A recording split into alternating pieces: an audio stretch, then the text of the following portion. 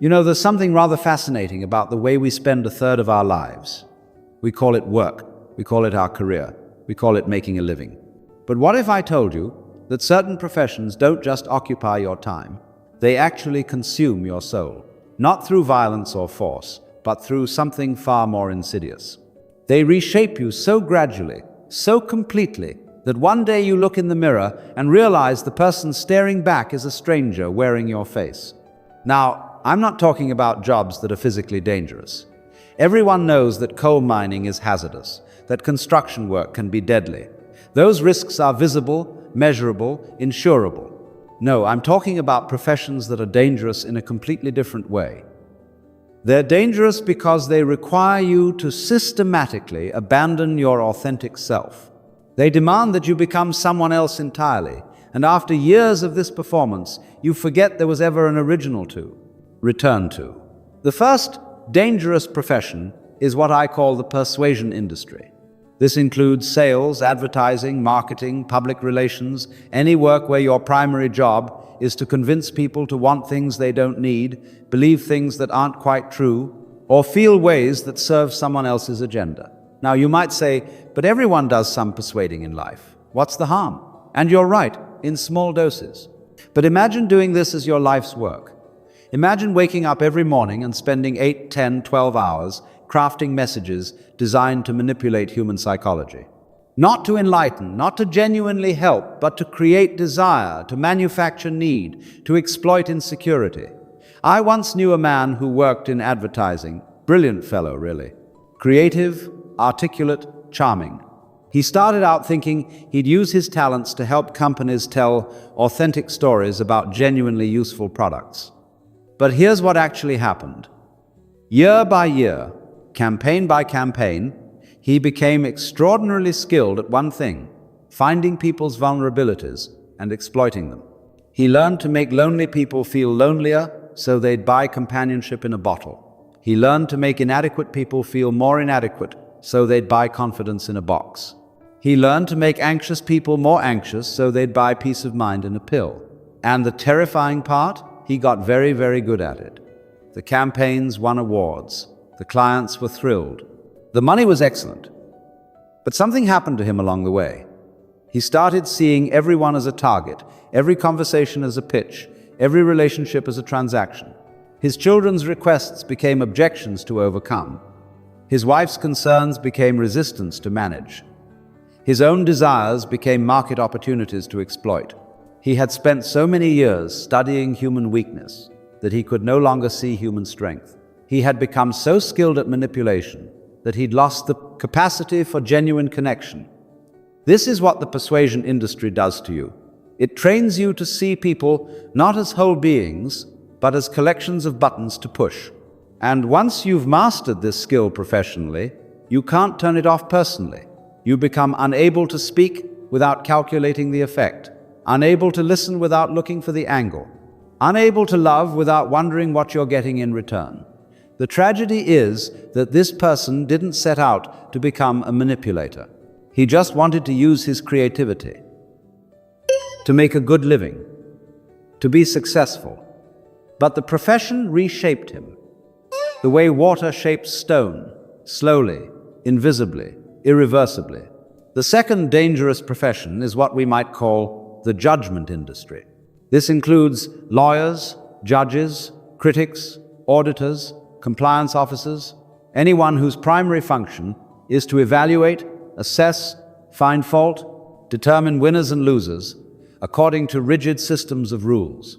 Now, don't misunderstand me. We need people who can think critically, who can spot errors, who can maintain standards. The danger isn't in the function itself, it's in what happens when this becomes your entire way of being. Think about a lawyer who spends 40 hours a week looking for loopholes, anticipating objections, preparing for attacks, defending positions. After years of this, something shifts. The courtroom mentality seeps into everything. Family dinners become cross-examinations. Friendly disagreements become cases to win. Apologies become admissions of liability to be avoided at all costs. I remember a woman who worked in corporate compliance. Her job was to review documents, spot violations, ensure everyone followed every rule to the letter. She was phenomenal at it. Nothing escaped her notice. No deviation went unremarked. But watch what happened in her personal life. Her teenage daughter came home 15 minutes late. That wasn't a minor delay. It was a breach of protocol requiring investigation and consequences. Her husband forgot to put his coffee cup in the dishwasher. That wasn't a human oversight. It was evidence of disrespect requiring correction. She had become unable to extend grace because grace looks like negligence when you're trained in compliance. She had become unable to forgive small mistakes because small mistakes are how big problems start when you're trained in risk management. Her relationships became contracts. Her home became a courtroom. Her family became defendants in an endless trial. And the saddest part, she didn't even realize what she'd become. She thought she was just being responsible, holding people accountable, maintaining standards. She couldn't see that she'd traded being a person for being a procedure. This is what the judgment industry does. It trains you to evaluate everything, to measure everything, to find what's wrong before you see what's right. And after enough years of professional criticism, you lose the ability to simply appreciate things as they are. A sunset becomes an opportunity to note its technical flaws. A child's drawing becomes a list of improvements needed. A spouse's effort becomes inadequate performance, requiring remediation. You become unable to receive anything without judging it, unable to experience anything without assessing it, unable to love anything without measuring it against an imaginary standard. The third dangerous profession is the performance industry. This includes actors, politicians, media personalities, influencers, professional speakers, anyone whose job is to present a carefully curated version of themselves to an audience. Now, we all perform to some degree. We have our public face and our private self. This is normal, even necessary. But imagine making performance your profession, your identity, your entire way of being in the world. I once observed a politician, and this applies to many in public life, who had become so accustomed to being on that he'd forgotten how to be off. Every conversation was a speech. Every interaction was an opportunity for image management. Every moment was a photo opportunity. He would ask you how you were doing, but he wasn't listening to your answer. He was already preparing his perfectly empathetic response. He would share a personal story, but it was the same story he'd told 1,000 times, polished and perfected, designed to create a specific impression. The terrifying thing was watching him with his own family. He couldn't turn it off. He'd put his arm around his wife, not because he felt affection, but because it looked affectionate. He'd laugh at his children's jokes, not because they were funny, but because that's what a good father does in public. His entire life had become a performance. And he was both the actor and the only audience member, endlessly watching himself play the role of himself. This is what happens in the performance industry. You become so focused on how you appear that you lose touch with who you are. The mask becomes so comfortable, so profitable, so praised, that you forget there was ever a face beneath it. And here's the cruel joke. The better you get at performing, the more hollow you feel. The more people applaud your act, the lonelier you become. Because nobody is seeing you, they're seeing your performance. And after a while, neither are you. The fourth dangerous profession is what I call the problem-solving industry. This includes therapists, consultants, coaches, emergency responders, crisis managers, see anyone whose job is to fix things, solve problems, rescue people from difficulties. But wait, you say, these are helping professions. How can helping people be dangerous? But watch what happens when helping becomes your identity. You begin to need other people to have problems so you can feel valuable. You become unconsciously invested in people staying broken so you can keep fixing them. You start seeing problems everywhere, even where there aren't any, because problem solving is how you know who you are. I knew a therapist once, highly skilled, deeply committed, who couldn't have a single interaction with anyone without analyzing it. His friends couldn't share a frustration without receiving an unsolicited interpretation. His family couldn't make a decision without getting a therapeutic intervention. His partner couldn't express a feeling without being met with a treatment plan. He had become unable to simply be present with people because presence looked like negligence when you're trained to intervene. He had become unable to let people struggle because struggle looked like crisis. When you're trained to rescue, every relationship became a client relationship. Every conversation became a session. Every person became a problem to be solved. And the tragedy is that he lost the ability to receive help himself. Because helpers aren't supposed to need help. Rescuers aren't supposed to need rescuing.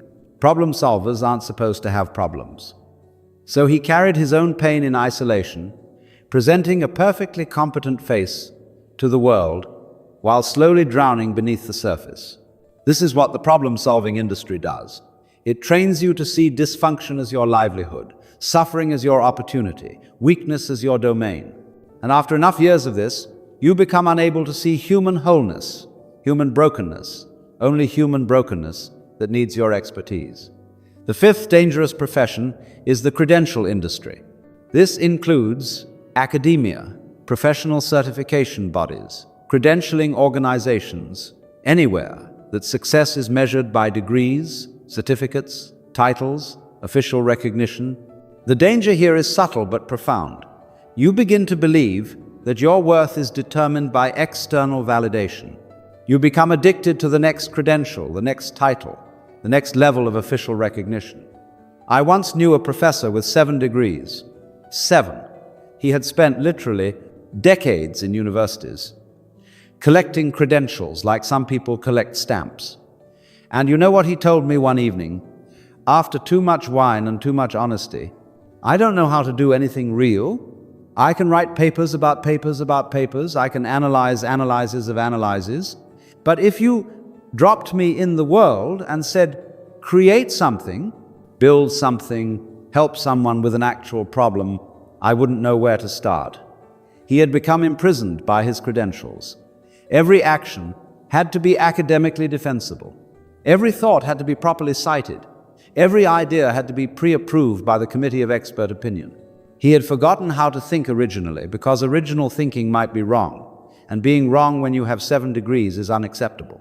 He had forgotten how to create freely because free creation lacks the proper methodology. He had forgotten how to simply know something without being able to prove he knew it. This is what the credential industry does. It replaces authentic knowledge with official knowledge.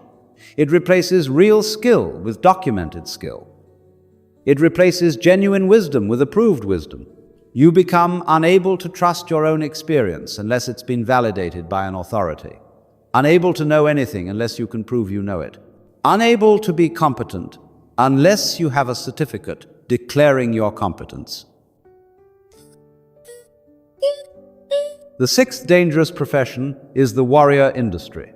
This includes military service, law enforcement, security work, certain types of emergency response, ISCD, any profession that trains you to see the world as fundamentally hostile, people as potential threats, and force as the ultimate solution. Now, let me be very clear. We need people who can respond to genuine danger, who can protect the vulnerable, who can face violence when necessary. The question is, what happens when you spend years training to see everything through the lens of threat? I once met a man who'd served 20 years in military special operations, incredibly skilled, absolutely dedicated, genuinely courageous, but watch what his training had done to his nervous system. He couldn't walk into a restaurant without immediately identifying exits, potential threats, tactical positions. He couldn't have a disagreement with his wife without his body preparing for combat. He couldn't see a stranger approaching without his threat assessment system activating.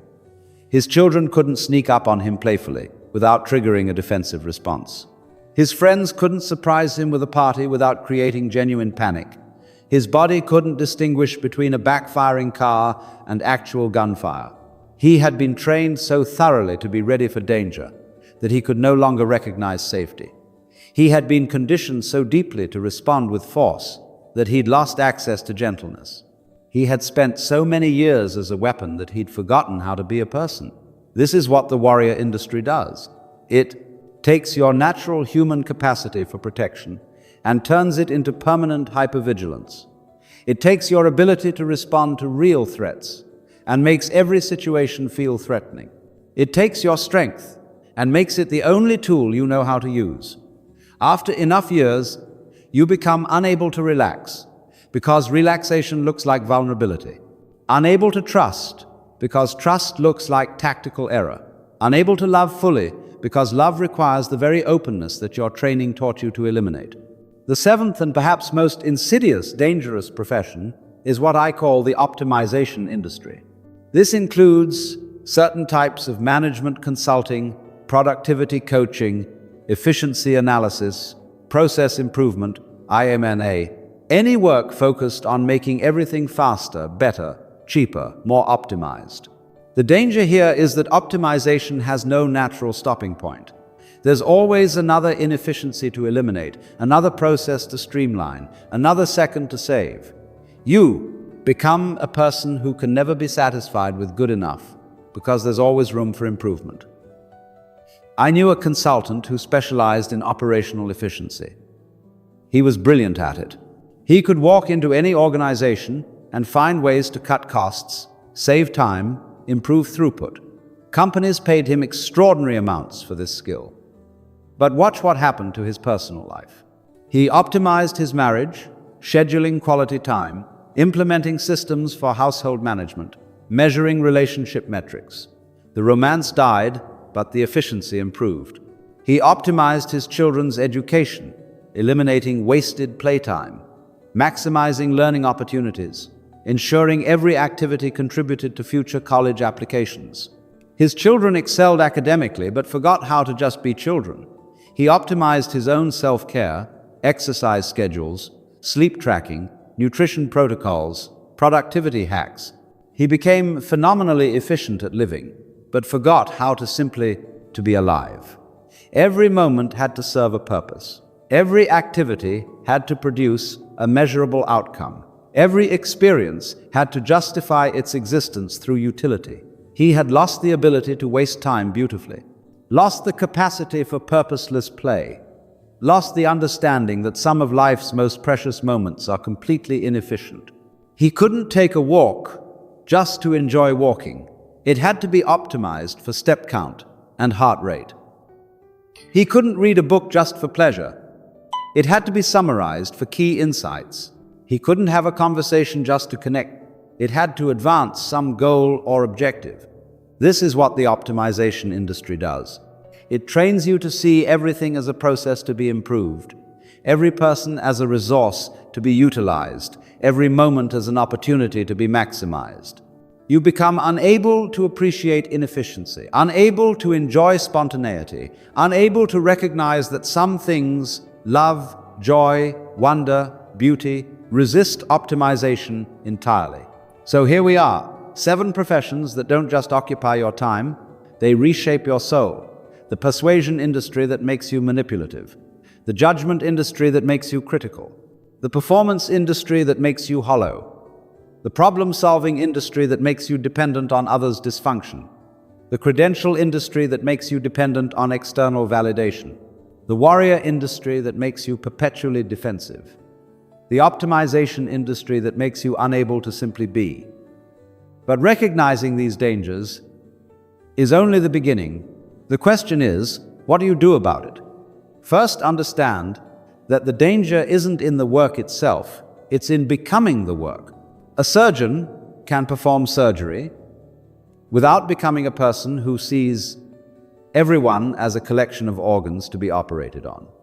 A teacher can educate without becoming unable to learn from others. The key is maintaining separation between what you do and who you are. Your profession is a role you play, not the totality of your being. Second, develop what I call a counterbalancing practice. If your work requires constant performance, make sure your personal life includes genuine authenticity. If your profession demands judgment, Cultivate acceptance and appreciation in your relationships. If you spend your days optimizing, spend your evenings in purposeless play. Third, and this is crucial, regularly audit yourself. Ask, am I bringing my professional mindset into places where it doesn't belong? Am I seeing my loved ones through the lens of my work? Am I unable to turn off the professional mode, even when it's damaging my personal life? And perhaps most importantly, remember that there's a difference between being useful and being used. These professions aren't dangerous because they're useless. They're dangerous because they're so useful that they can consume you entirely if you're not careful. The persuader is useful, but you don't have to become only a persuader. The judge is useful, but you don't have to become only a judge. The performer is useful, but you don't have to become only a performance. You are not your profession. You never were. Your work is something you do, not something you are. And if you've already lost yourself in one of these professions, if you've already felt your authentic self being eroded by years of professional conditioning, then here's what I want you to hear. You're not gone, you're just buried. And what's buried can be excavated. It starts with small acts of defiance against your professional conditioning. If you're in the persuasion industry, have one genuine, unstrategic conversation today. If you're in the judgment industry, practice seeing what's right before you look for what's wrong. If you're in the performance industry, do something authentic, even if it's not impressive. Start small, but start. Because the alternative is to wake up one day, maybe at 45, maybe at 65, and realize you've spent your entire life playing a role, and you can't remember what it feels like to be anything else. The professions I've described aren't evil, they're necessary. Society needs persuaders, judges, performers, helpers, credentialed experts, protectors, and optimizers. But society also needs you to remain human while doing this work. It needs you to keep the ability to connect genuinely, to appreciate imperfection, to be present without analyzing, to exist without performing. The most dangerous profession of all isn't any specific job. It's the profession of being professional all the time, of allowing your work identity to consume your human identity so completely that nothing remains of the person you once were. So here's my invitation. Whatever your profession, don't let it professionalize your soul. Do the work. Be excellent at it. Master your craft. But when you come home, when you're with people you love, when you're alone with yourself, take off the professional mask. Remember that before. You were a lawyer, or a salesperson, or a consultant, or a cop, or a professor, or a soldier, or any other professional role. You were a human being, and you still are. Underneath all the training, beneath all the conditioning, behind all the professional personas, there's still a person there. A person who can love without strategy, connect without judgment, exist without performance, simply be without optimization. That person isn't lost. They're just waiting for you to remember them. And the beautiful thing? That person doesn't need a credential to prove their worth, doesn't need to solve problems to feel valuable, doesn't need to perform to be seen. That person is already whole, already complete, already enough. The profession can wait, but that person, your true self, can't wait forever.